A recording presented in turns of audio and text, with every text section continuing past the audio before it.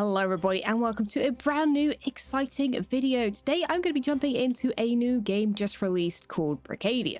With thanks to them for sponsoring this video. It's as if Minecraft and Roblox had a baby.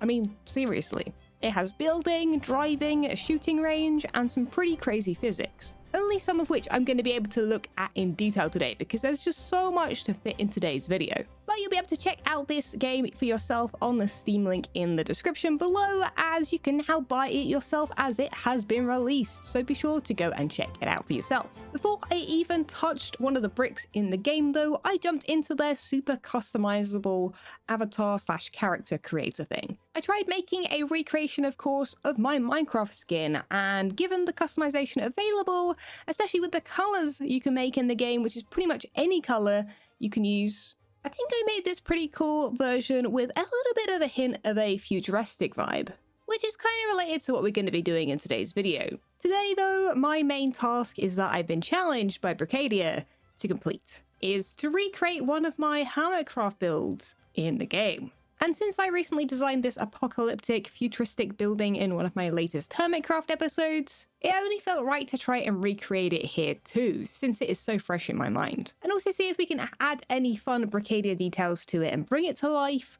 like textured bricks and wiring. Yes, you heard it correctly. There is wiring in this game, and I'm going to attempt it. If you know how much I struggle with redstone, this is going to be interesting to say the least. This is also going to be my first time building anything in this game, so I didn't want to create anything too crazy. But as these builds right here show that I've got on the screen now, which are 100% not made by me, from some of the other worlds that I hopped onto, it does seem like pretty much anything is possible at this point. But before we take on the challenge, let's take a quick look at some of those in a little bit more detail to get some inspiration for our own build. There is this really cool castle map, but that honestly just looks like it could have been from Minecraft, since castles are one of the top things that people create. It's got a fun little area for you to build your own addition, and really cool towers that you can actually climb up. I mean, the immense detail in these staircases are just insane. Like, I don't know if I could build this kind of thing. At least not right now. There is a map with a working locomotive. Yeah, I said that correctly, it works. I don't know if I could ever understand how this thing works, but with the wiring hooked up to the wheels and buttons in the cabin, you can literally make this thing move. I mean, it absolutely blows my mind and maybe one of the coolest things I've seen so far. And I even hopped onto one of the earliest servers for free building and saw some pretty fun stuff starting to come together. I mean, look at this staircase that someone is starting.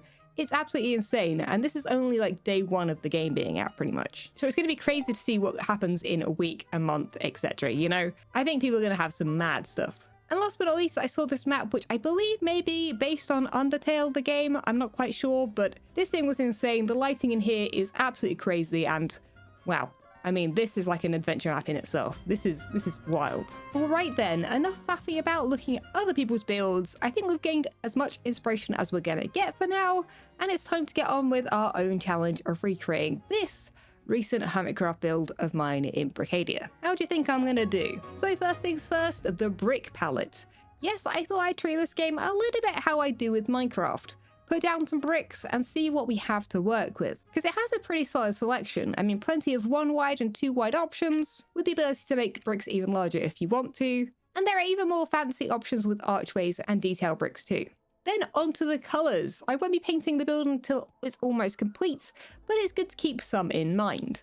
The colours aren't as flexible as with the avatar creator, it seems, but there are some pretty good options in here. But I think I found the ones we're going to go for, and I didn't want to spend too much time overthinking it. Once I'd chosen the rough bricks I wanted to use, I laid down a simple rectangle, the bottommost section of the building. Then I used my character as a size reference to try and make it as similar as possible to my Minecraft version. Although it did end up a little bit bigger, I think. Next up, I discovered the magic of copy-paste selector tool, which saved me a whole bunch of time through this whole process. What a game changer. I selected that bottom section and stacked it up, with each level being rotated 180 degrees to add some variation to the bricks. And I just matched up the height from the original build, and it was pretty easy, especially if you use something like well did it before in Minecraft. After that, I added some stairs to the front doorway. Simple stuff, but I had to make sure they were walkable. It's a bit like using half slabs instead of full blocks. You can't just walk up full blocks, and I didn't want to just awkwardly jump into my own building here. Then came the window cutouts on the front of the building. It was a similar deal, I just had to play around with the scale to make sure they looked just right, and I think this is probably as accurate as they're gonna get. they looked pretty good. For the roof section, I got clever again with the copy-paste selector tool, or at least tried to. I didn't quite line up things with the full bricks in mind. So I did have to redo this whole thing, which is a bit of a pain, but hey, it was a learning moment for sure, and not a mistake that I recreated again. It's best to have that kind of mistake happen early. Once that was sorted, I added some horizontal plates for the roof covering, which were cool because they were very thin and made the top of it look pretty slick, and didn't change the scale of the build very much. I then cut out a cool zigzag pattern on the upper section to make it match the design on Hermitcraft. I jumped inside next to work on the floor, which I totally didn't forget about or anything, making sure that it lined up perfectly with the height of the stairs at the front.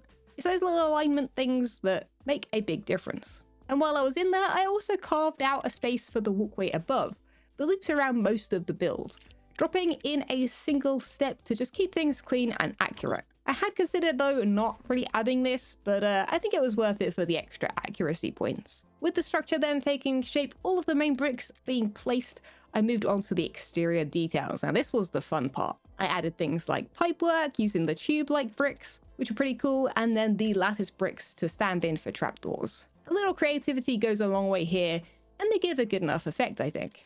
Oh, and I almost forgot the landing pad. Yeah, that big part of the building that sticks out. For some reason, I almost forgot that. And since I was already using these lattice pieces, it made sense to add this part of the building before adding those as a hand railing, which is why I then remembered to add it. Although my Minecraft build doesn't have this detail yet, I think it probably will do eventually. So before diving back into the details, I decided to quickly add a ceiling on the inside. This made for planning the interior walls way easier going forward.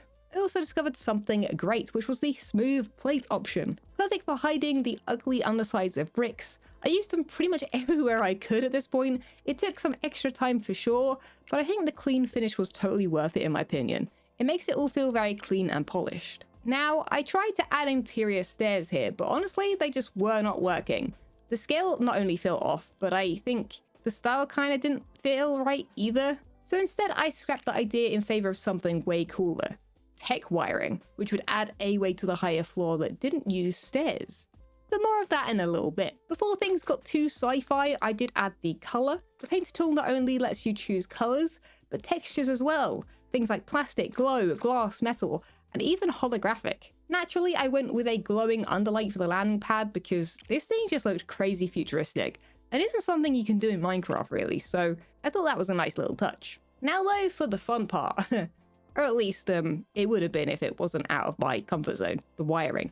Now, I challenged myself to figure this out solo, which was a bad move, because I got pretty stuck with this. But that's when I found out two amazing community maps.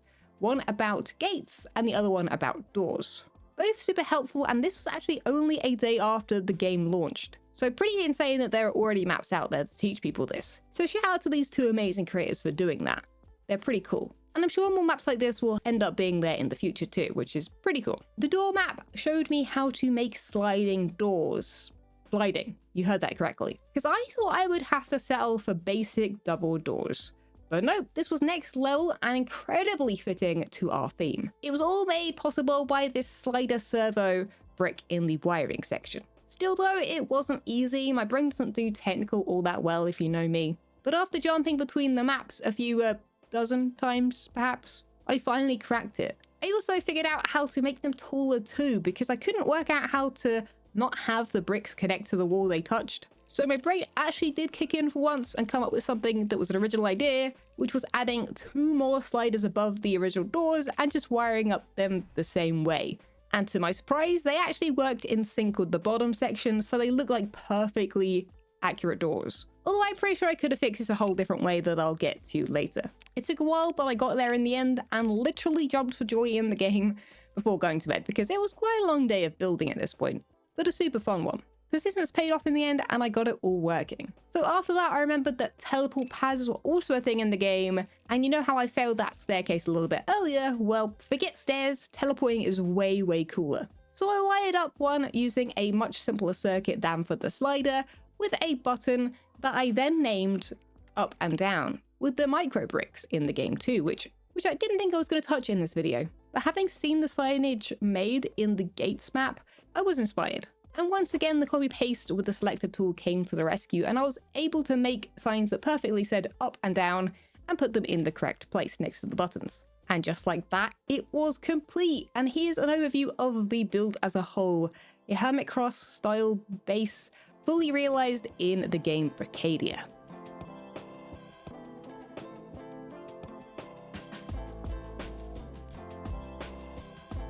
So with that, let me know how you think I did for accuracy down below, and I'll catch you all next time. See ya!